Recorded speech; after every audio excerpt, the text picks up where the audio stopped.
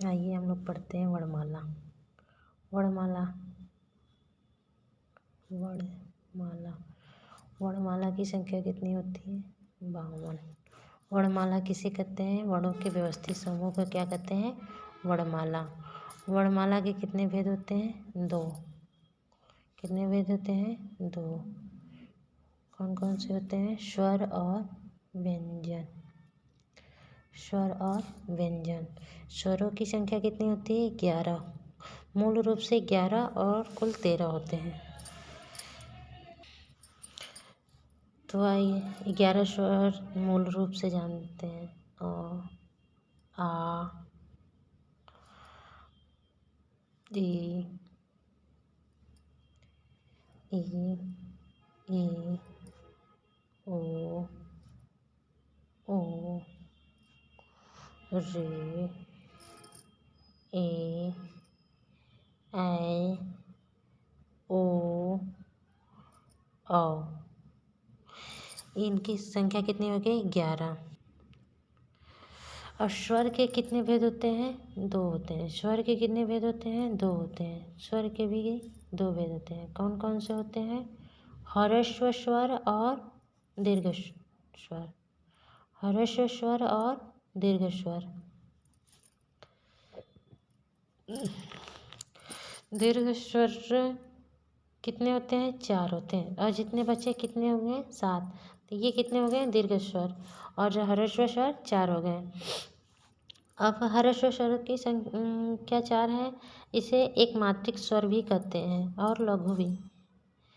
एक मात्रिक स्वर, एक मात्रिक स्वर या लघु भी कहते हैं, जिसका प्रतीक एक से माना गया है। अब इन कौन कौन से हैं? छोटी ई, छोटा ओ और री। अब जितने बचे हैं इसमें से 7 के यहाँ आ जाएंगे। जितने बचे हैं 7 यहाँ आ जाएंगे। तो लिखते हैं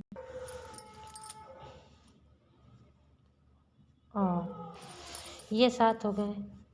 7 हो गए। तो इसे द्विमात्रिक स्वर भी कहते हैं। द्विमात्रिक स्वर या गुरु भी कहते हैं। गुरु, जिसका प्रतीक यश से किया जाता है। तो ऐसे संस्कृत में ह्रस्व, दीर्घ और प्लुत होते हैं, जो कि प्लुत का मान हम लोग बस संस्कृत में करते हैं, हिंदी में इसका नहीं है। तो आइए हम द्विमात्रिक स्वर के भी भेद जान लेते हैं। द्विमात्रिक स्वर के भी भेद जान लेते हैं। कौन कौन से होते हैं? मूल, दीर्घ स्वर। मूल, दीर्घ स्वर। इसे क्या दूसरा क्या होता है?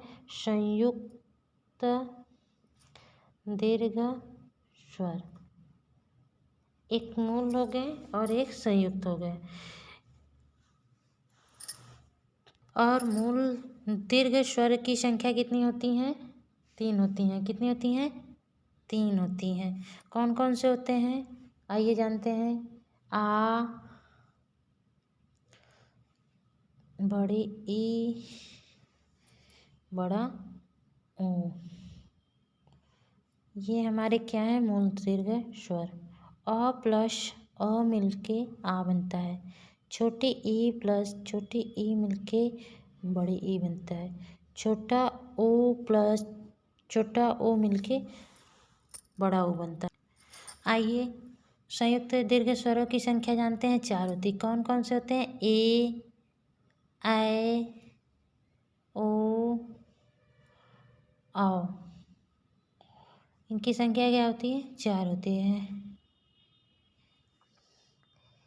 अ प्लस ई बन के ई, अ प्लस ई बन के ए बनते हैं। अब ऐ अ प्लस ए बन के ऐ बनते हैं। अ प्लस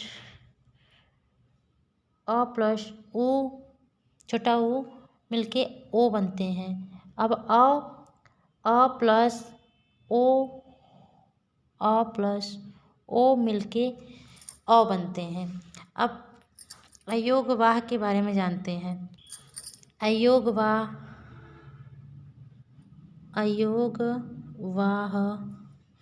की संख्या कितनी होती है? 2। कौन कौन से होते हैं?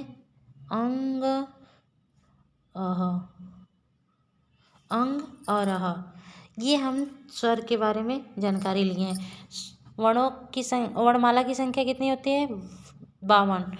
वर्णमाला किसे कहते हैं? वर्णों के व्यवस्थित समूह को वर्णमाला कहते हैं। स्वर कितने होते हैं? मूल रूप से 11 और कुल 13 होते हैं। 11 स्वर कौन कौन से हैं? आप लोग देख सकते हैं। स्वर के कितने भेद होते हैं? 2 होते हैं, ह्रस्व और दीर्घ। ह्रस्व और दीर्घ। इसे एक मात्रिक स्वर या लघु कहते हैं। इसे द्विमात्रिक स्वर, दीर्घ स्वर या गुरु कहते हैं। और द्विमात्रिक स्वर के कितने भेद होते हैं? 2 भेद होते हैं। कौन कौन से होते हैं? मूल दीर्घ स्वर और संयुक्त दीर्घ स्वर। मूल दीर्घ स्वरों की संख्या कितनी होती है? 3। और संयुक्त दीर्घ स्वर की संख्या कितनी होती है? 4। कौन कौन से हैं? आप लोग देख सकते हैं। अयोगवाह की संख्या कितनी है? 2। कौन कौन से हैं? अंग और अह। ये रही आज स्वरों की।